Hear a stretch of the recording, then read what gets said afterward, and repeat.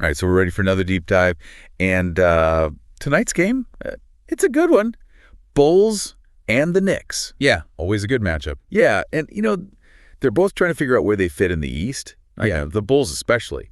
They've had, I don't know, kind of a weird season so far, right? Like, good one game, not so good the next. Yeah, it's really interesting. They've definitely got the talent. You look at Levine, DeRozan, those guys can put up numbers like crazy. Like, for sure. They can score with anybody. And it's a big but. Their defense, sometimes it's like they forget about that side of the court. You're telling me? Yeah. That Pacers game last week, Yeah. up 15, fourth quarter, and they just, I don't know, collapsed. Yeah, I saw that one. And that seems to be, I don't know, maybe the story of their season so far. Like, they haven't been able to put it all together consistently, and that's a problem, especially when you're going up against a team like the Knicks. Because Thibodeau, he's got them playing that, that Knicks basketball, right? Yeah. Tough, hard-nosed, defense first.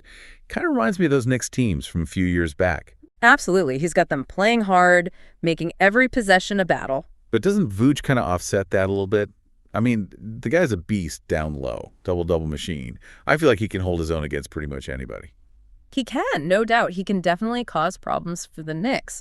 But it's not just about him. The Bulls really need to, really focus on taking care of the ball. The Knicks are one of the best in the league at forcing turnovers. They average almost 9 steals a game. Yeah, and that leads to easy points, which the Bulls, they definitely don't need to give up. Right, exactly. Those fast break points, they can really swing the momentum of a game. And speaking of momentum, the Knicks, man, they're having a good year. A really good year. And I know everyone's talking about Randall and Brunson. They're both having all-star caliber seasons. Oh, yeah, they're playing great. But I'm kind of curious about R.J. Barrett. What do you think? Is he being overlooked a little bit? Oh, I think so. Definitely. He's so consistent on both ends of the floor. And he doesn't always get the headlines, but he's a huge part of what they do.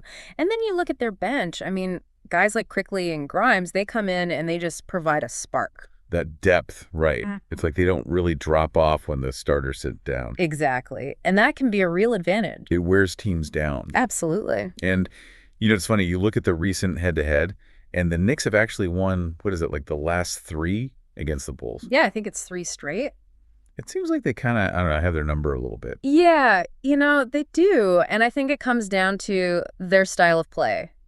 The Bulls, they like to run, get out on the break, score in transition. It's their game. Exactly. But the Knicks, they disrupt that. They slow it down, make it physical, grind out possessions. And the Bulls, they haven't really figured out how to counter that. So, all right, let's get to it. Based on your research, what's the prediction for this one?